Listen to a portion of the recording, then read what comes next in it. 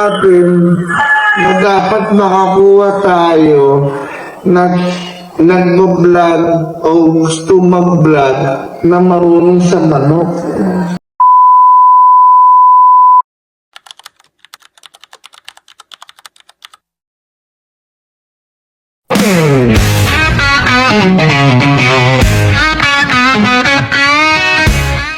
Magandang tanghali po. Magandang tanghali po. Ngayon po ay February 4, 3 lang ba ngayon? 3. February 3. Pati kalendaryo ko, mali-mali na. February 3 po, 2026 at history to dahil first time mo, binisita kami ng isang grupo ng mga vlogger.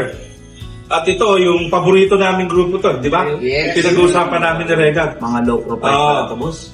Ito yung Team Pausbo. Ayan po. At kanina in-interview nila kami. Ngayon kami naman ang mag-i-interview sa kanila ng maiksi lang. So, pakilala ho natin yung grupo, si Strong Chicken po. Strong Chicken. Rancy. Sige, pangalan lang. Rancy Vlog. Rancy Vlog. Si Kigi.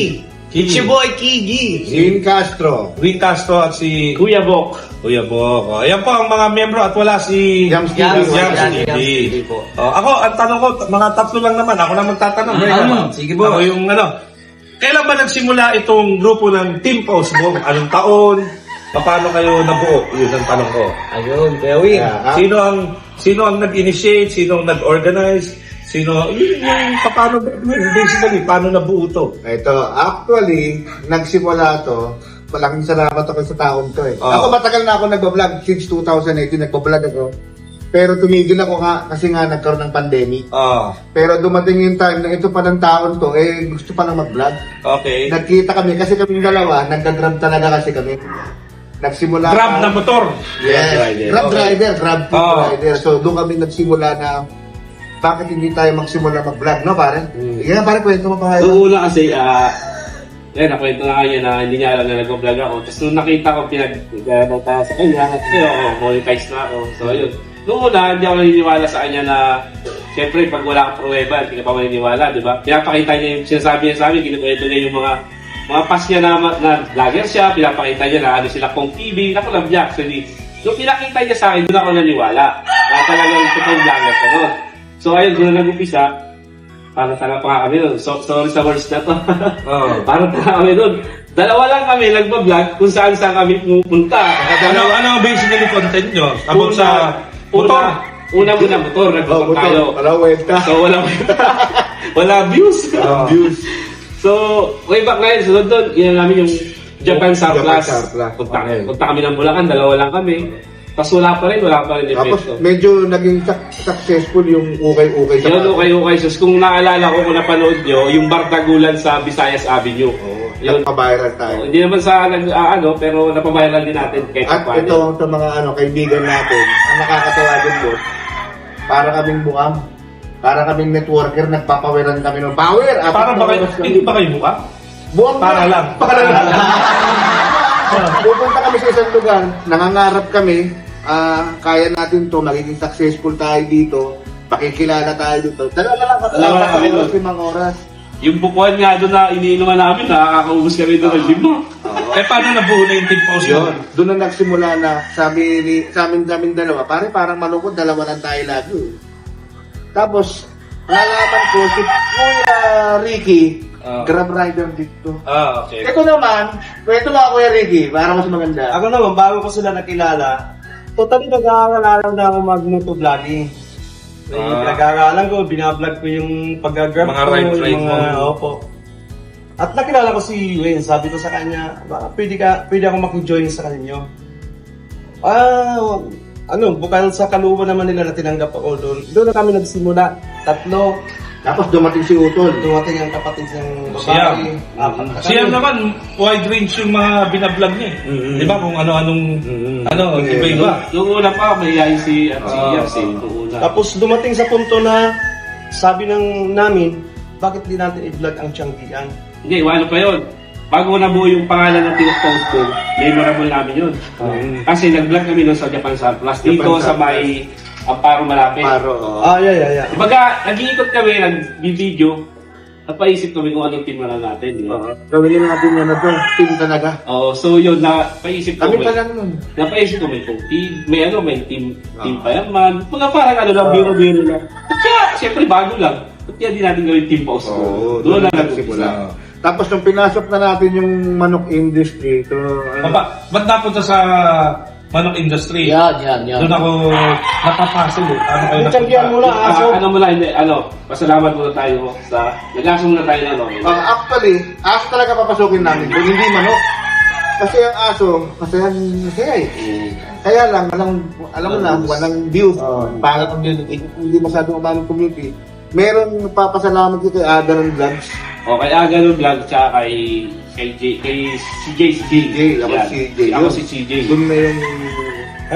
May katabi lang yan na nagbibentahan ng manok. doon na kami nakakita ng idea na nagsimula kasi kami sa Tianggian eh. ng manok. Tianggian, Bukawi, Grotto. Yun na.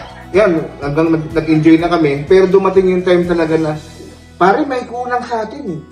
Ano ba yung kulang? Kulang sa atin na dapat makakuha tayo na nagbo-vlog o gusto mag-vlog na marunong sa manok. Kasi hindi tayo magiging credible kasi lahat kami. Wala kayong manok, hindi nag-aalaga. No, doon na dumating yung nakilala namin si Paring Kid. Okay. Yun. Pinakilala lang din sila sa akin nung kaibigan namin na kasi ako businessman ako, boss eh. Sa negosyo, tapos pagka may pupuntahan ako na client, binablog ko yung farm nila. Tapos itong kaibigan namin na yun, shoutout na si Melbert, pinakilala sila sa akin na, ay may vlogger ako na ganyan. Tapos in a long run, pinakilala sa akin, sabi ko, gusto ko rin to, gusto ko rin itong ginagawa, naging team kami. So, kung ano yung lakas ko, mas na-amplify pa nila nung nasama na ako sa kanila. So, yung lakas nila, parang nadagdagan din yung skills ko. So, tulungan kami. Tapos pinakauli si Paring Strong Chicken. Ayun, sa akin nga pala, Boss Logan. To make the story short, ako, Boss Logan, talagang noon pa, bata pa ako, nagmamanok na po ako. So, tatay ko, chewing ko, ako nagmamanok na. So, sa amin, sa backyard, doon nagbablog-vlog na ako ng about sa manok. So, yun. Tapos, to make the story short, yung expo po, madalas din po ako pupunta, yearly po yun. So, doon po kami nag-meet. Nila Kuya Bok, nila So, Kuya siya yung Dap. pinaka-latest na po. naging Sila Kuya member. Ricky, sila Ate Yam. So, before nasama sila, buo na yung Team Pausbong na pangalan. Okay. Actually, yung Team Pausbong, yung salita kasing Pausbong, very positive yan. It means parang growth na nagsisimula ka na maliit, na palaki ka. So, napakaganda nung pangalan ng grupo nyo. Tama po. Di ba? Sana walang katulad. Baka, alam mo lang, katulad sa DTI, pagka kumuha ka ng business permit, Wala yan. Parehas sa pangalan. Sana walang katulad. Yun. Pero ako, natutuwa ako sa grupo nyo kasi nakikita ko yung personality nila na sila talagang mga low profile, nagsisimula. At hopefully nga, itong pagkikita natin ngayong taon na to, after 10 years, malayo na yung narating nyo na malaking-malaki na. Isa lang yung medyo napag-usapan namin nung aming editor. Yung nga yung napansin niya, sabi niya, boss, yung Team Pausbong, wala silang sariling FB page. Ang nangyayari sa kanila, kasi pina-research ko rin kayo na kanya-kanya silang tapos nila, sana ako yun yung sana magkaroon kayo ng sarili talaga na Team Pausbong na gano'n. Sana, pwede ba mangyari yun? Meron na sir, Bago lang. na namin sir, bago pa lang. May pitch na kami, pero bago pa lang siya. Newbie pa lang. Okay yun, para ibig sabihin talagang yung ginagawa nyo, ma-recognize. At soon yung YouTube channel ng Team Pausbong. Ayun, yan. Ngayon, ang tanong ko, ito, siguro final question na, kasi nandiyan na kayo, ilan na kayo. Ano ang nakikita nyong future nitong ginagawa nyo? Itong vlogging na to. Kasi kami, bago rin kami sa industriya ng pagbablog. Yung sa amin naman, kaya kami pumasok for marketing purposes nung aming ginagawa. Yung sa inyo, ano ba ang nakikita nyo in the future? Tingin nyo ba, yayaman kayo rito? May mangyayari ba sa buhay nyo? Honestly, anong opinion nyo dito sa ginagawa nyo? Si Kuya Kiki Sa akin po kasi nakikita ko na if ever may isa sa amin na umangat, it's either sabihin natin kung ako man hindi kasi napapabayaan na nandyan lang sila eh. Kung sino man sa amin ang umangat, talagang suporta sa bawat isa. Ganun pa rin ang gagawin ko kung hindi man ako yun, kung isa man sa amin. Ganun. Kasi dito sa industriya natin, boss, hindi po ito, katulad nga po na sinabi nyo kanina, dito ka tatatak kung totoo ka o sinungaling ka. So kung nakikita mo na mga kasama mo naman is mga maayos at hindi naman sinungaling, talagang magtatagal yung paano kasama sila. Yun yung nakikita ko sa amin sa Team Postbook. Kasi ang team, minsan hindi naman po palagi yan na puro saya lang. Minsan meron dyan na hindi nagkakasundo, hindi nagkakaunawaan. Pero in the end of the day, nasisettle pa rin namin kahit umabot yan ng linggo, buwan. Pero alam namin na hindi namin kakalimutan. Yung sabi nga sa kanta ng Parakya, hindi na tayo pabata. Ay, Parakya ba? Mali. Shackle pala tayo. Pero yun, nandoon pa rin kami. Boss, kikita at kikita pa rin. Kasi itong mundo ng sabi nyo nga po kanina, boss, it's a $1 billion business. So, hindi naman siguro tayo porkit pumupunta ng isang partner, doon na lang. Minsan po may mga kaibigan tayo dyan na ma-influensya na tinutulungan din po tayo na umasenso. So, doon pa lang po, boss, katulad po nung pagtulong niyo po sa amin na mabigyan po kami ng isang opportunity. Magpa-event. Yes po. Gagamitin po namin tools to para mas ma-enhance pa po yung Team Postbong. Mas ma-upgrade. Kumbaga dito nagbukas yung ang ating mga pangarap. Saka ito pa, Batdoin. In Fairview naman, itong 8-week samahan pa lang namin. Ngayon, meron na kaming maliit na farm. Di ba? Parang Team Pausbong sa may Makabud. So, nag-i-start na rin kami. Isipin nyo dati hindi kami marunong sa manok. Pero dahil nakita natin yung ganda ng community, nahikayat kami ni Paring Gigi sa kami, Paring Strong na magsimula na kami sa pagmamanok. Which is, talagang papasokin na namin. And at the same time, ang isa sa mga layunin ng Team Pausbong is sa mga nanonood at tagalaba na maipakita natin na hindi porket sa ganitong business ka o sa ganitong larangan ng sports ka, masama na. Alam niyo naman yung mindset ng iba di ba, sir? Pero dahil sa ginagawa natin content na i-educate natin yung mga kaibigan natin na sa ganitong negosyo, kaya nga, pag nagpo-farm tour tayo, inaalam natin kung ano background nila. So meaning to say, yung mga kaibigan natin na hindi lang, marami kang makukuha Kung magaling ka mag-manage, pwede ka mag-business. Di ba, sir? Nandito lahat din Marami kang magiging kaibigan, connection. So lahat nandito, sir. Yun ang nakukuha natin. So actually, mga quiz, Sir Lowell, Sir Legan. So yung 10 years from now, gaya na sabi nyo kung ano yung magiging Team Postbong. Siyempre, hoping po kami dun sa mga darating na panahon na sana kahit papano umangat yung team namin. So team, kaya nga po team. So team. So isa rin po yun. Tsaka yung nagbibuild din po kami rito ng mga connection, tulad nga po ng mga farm tour namin, tulad po sa inyo, nag-farm tour kami. So yun po talaga yung binibuild namin. Connection, team, para po pataas po yung Team Pausbong. Walang, kaya tawag namin, minsan bawat kuya, bawat sir, yan. Bawat idol na tinatawag namin is sinasapuso po namin yan. At the end of the day, kung sakaling kailanganin nila yung tulong ng Team Postbong, andyan pa rin po kami makakatulong.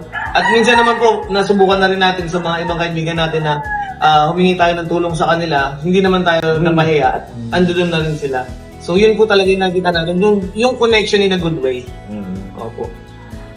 Basically, yun lang naman ang tanong namin, yung pinagsimulan at saan papunta, ano yung future. Pero, based dito sa sinasabi, ano Regan opinion no? May kinabukasan ba itong mga batang to? Kalokohan lang, kalokohan lang yung ginagawa nito. Basta kung ano yung nasa puso nila, gawin. Kung ano yung nagpapasaya sa kanila, gawin. Basta yung naituro mo rin sa akin, pwede ko rin i-share sa kanila, pulutin yung maganda, itapin yung hindi. Magsabi tayo ng totoo. Yun ang magpapakilala sa atin kung sino tayo. Yun lang po. At, Wait, boss, hindi na. Ano? Sila nagpapasalamat sa atin. Pero ilang tulong na lang. Ngayon pa lang, nagpapasalamat na tayo sa kanila. Dahil sa darating na February 16, magaganap ang kauna-unahang pa-exam ng Team Pausbong. Yan po ay gaganapin sa aming flying school sa Santa Monica. Kaya dun sa mga umiidolo at gustong manood, pumunta po kayo. Saka maganda doon sa event natin, i-document natin yan. Para in the future sa mga sasali, ipo-post natin sa FB page natin yan na kung maswerte, makita kayo ng camera. At papakita lang natin yung good vibes, yung masaya yung tao, nag-i-enjoy.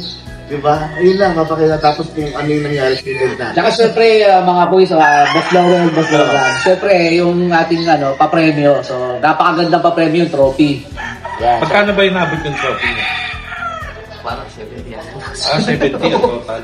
Pero ang maganda dun, boss, darating din ang mga kaibigan natin na Yan. sikat. Yan, sila Sabong Pinas, sila Aneng, yan, sino ba ba? Firebird, Lady, Angels. Sagupaan, nandiyan din sila pupunta rin sila Si Sir TJ, yun, nag-comment TJ? sayang ang tato. Sayang ang tato. Yan. Si Mr. Nice Guys. Yan, si Mr. Nice Guys. Pwede ba kami sumali ron? Kasali tayo. Pwede po. Sumali ba tayo? Yun. Dalawang entry nga. Wow! Ayun! Kanas brother, Kala ko isa lang. Ayun, pinapasalamatan po namin pala ang mga kaibigan namin na tumulong yung nga rin po ang connection namin na Yamado.com tapos sila Sir Errol, no? Errol Triangle Saka Talisman yun. Yun yung mga ngayon na sponsors natin. Yan, Bimeg, endorser yan. Battle Cup, yan. At saka nga pala, Kuis, sa mga sasali nga po pala sa aming pa-entry o sa aming mga palaro, meron pong 5 pieces na libreng 3x3 scratch pen. Yun, From CY CY. Polinet, yan. Lahat po na mag-e-entry, meron po silang 5 pieces na 3x3 na scratch pen. Boss Logan, Boss Logan. Meron na tayong 10. Yun. Meron po po. Yan. Meron na kaming 10. Oh, yun. Okay na. Okay. Oh, yun lang po. Pasalamat po sa Team Pausbong sa pagbisita nyo rito sa DLRG Game Park. See you after some years. Yun. Or after some months. Hindi yun natin masabi kung Matapos kailan agad, ulit boss. kami magkikita ulit. Oh, yun lang po. At magandang tanghali po. Yun, salamat po. Takit po.